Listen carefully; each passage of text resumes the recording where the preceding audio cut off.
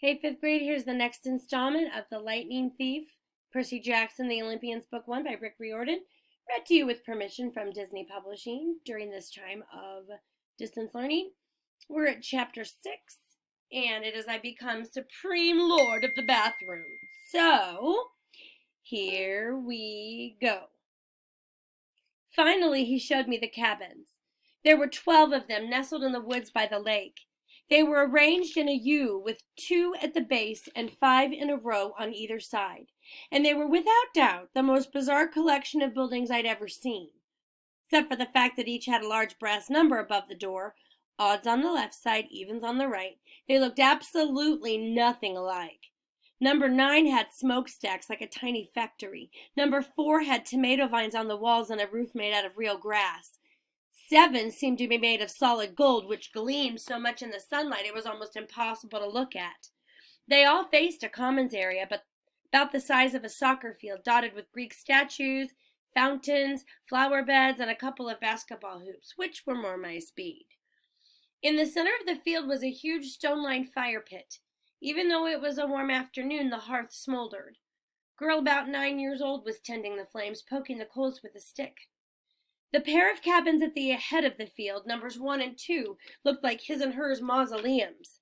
Guys, a mausoleum is where they put, it's the little mini buildings at the cemetery where they put, like a private rich person has their casket, or sometimes they have their cremation container in the mausoleum. It's like a special building when you die.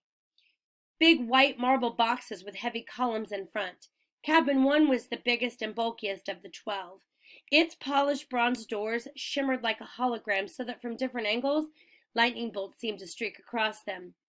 Cabin 2 was more graceful somehow, with slimmer columns garlanded with pomegranates and flowers. The walls were carved with images of peacocks. Zeus and Hera, I guessed. Correct, Chiron said. Their cabins look empty. Several of the cabins are, that's true. No one ever stays in 1 or 2. Okay, so each cabin had a different god, like a mascot. 12 cabins for the 12 Olympians. But why would some be empty? I stopped in front of the first cabin on the left, cabin 3. It wasn't high and mighty like cabin 1, but long and low and solid. The outer walls were of rough gray stone studded with pieces of seashell and coral, as if the slabs had been hewn straight from the bottom of the ocean floor. I peeked inside the open doorway and Chiron said, "Oh, I wouldn't do that." Before he could pull me back, I caught the salty scent of the interior, like the wind on the shore at Montauk. The interior walls glowed like abalone. There were 6 empty bunk beds with silk sheets turned down, but there was no sign anyone had ever slept there. The place felt so sad and lonely. I was glad when Chiron put his hand on my shoulder and said, "Come along, Percy. Do you see any foreshadowing there? The part where he says the wind on the shore, it smells like the wind on the shore at Montauk." Most of the other cabins were crowded with campers.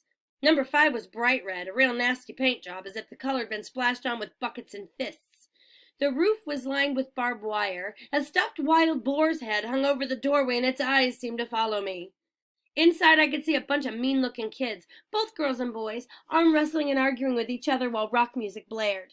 The loudest was a girl, maybe 13 or 14. She wore a size triple XL Camp Half-Blood t-shirt under a camouflage jacket. She zeroed in on me and gave me an evil sneer.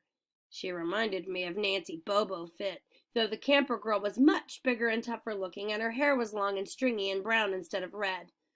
I kept walking, trying to stay clear of Chiron's hooves. "We haven't seen any other centaurs," I observed. "No," said Chiron sadly. "My kinsmen are a wild and barbaric folk, I'm afraid. You might encounter them in the wilderness or at major sporting events, but you won't see any here." "You said your name was Chiron. Are you really—" He smiled down at me. "The Chiron from the stories, trainer of Hercules and all that?" "Yes, Percy, I am." "But shouldn't you be dead?"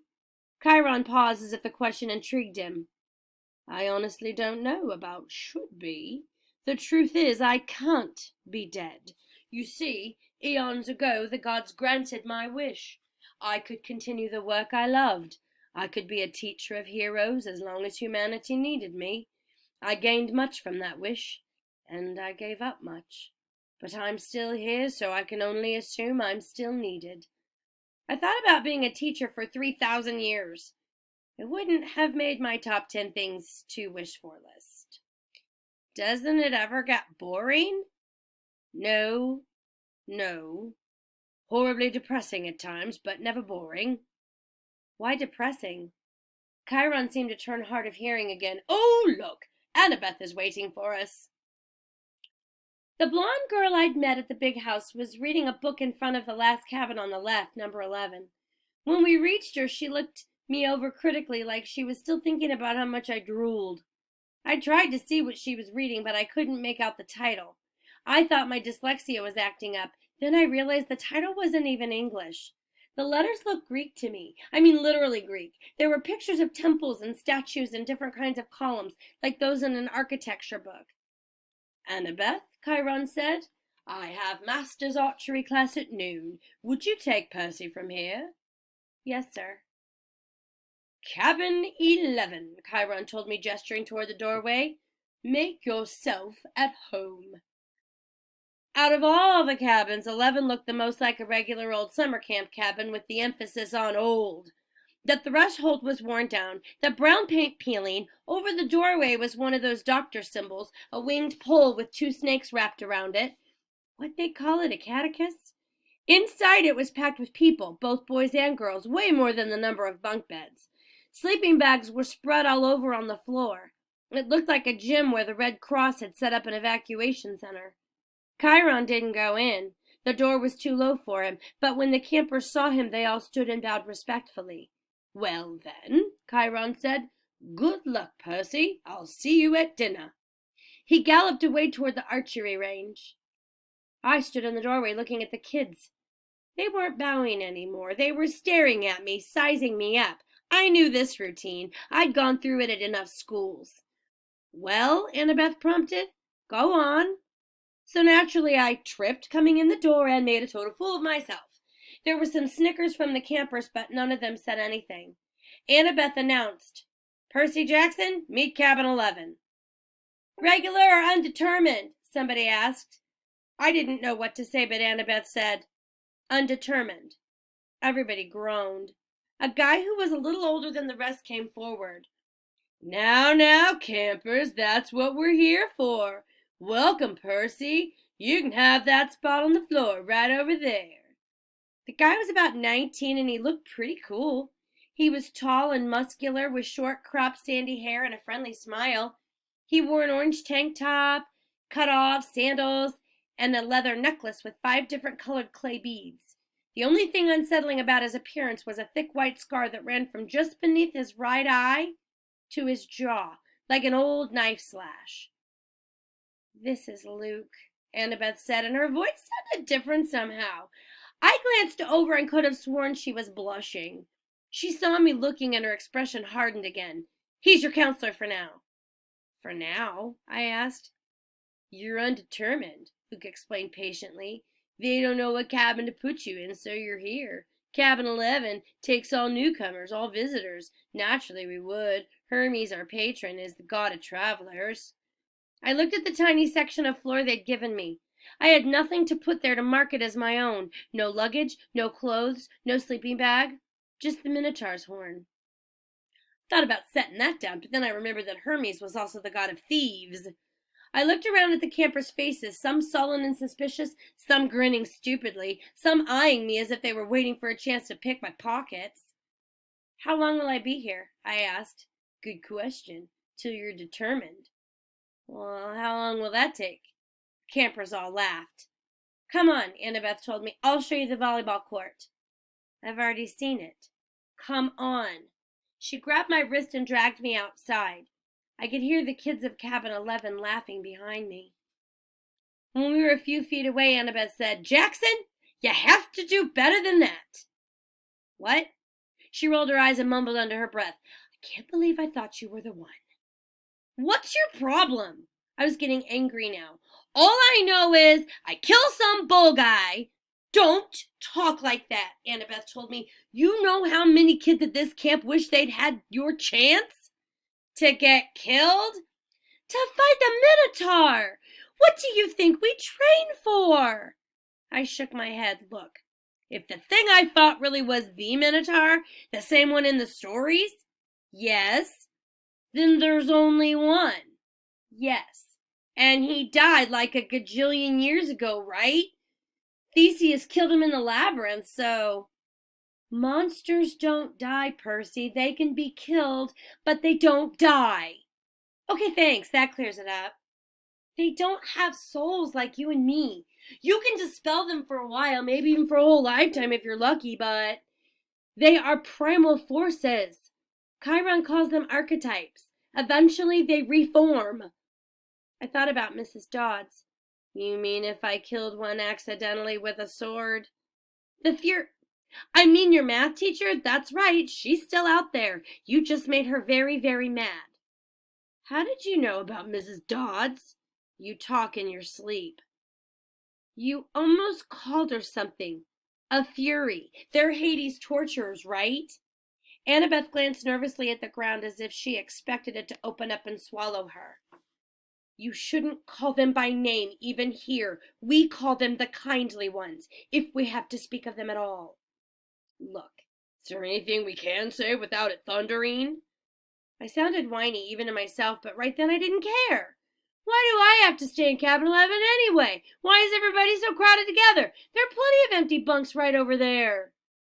I pointed to the first few cabins and Annabeth turned pale. You don't just choose a cabin, Percy. It depends on who your parents are. Your parent. She stared at me, waiting for me to get it.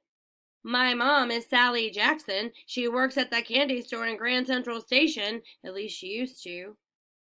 I'm sorry about your mom, Percy, but that's not what I mean. I'm talking about your other parent. Your dad. He's dead. I never knew him. Annabeth sighed. Clearly she'd had this conversation before with other kids. Your father's not dead, Percy. How can you say that? You know him? No, of course not. Then how can you say... Because I know you. You wouldn't be here if you weren't one of us. You don't know anything about me. No? She raised an eyebrow. Bet you moved around from school to school. I bet you were kicked out of a lot of them. How? Diagnosed with dyslexia, probably ADHD too? I tried to swallow my embarrassment. What does that have to do with anything? Taken together, it's almost a sure sign. The letters float off the page when you read, right? That's because your mind is hardwired for ancient Greek.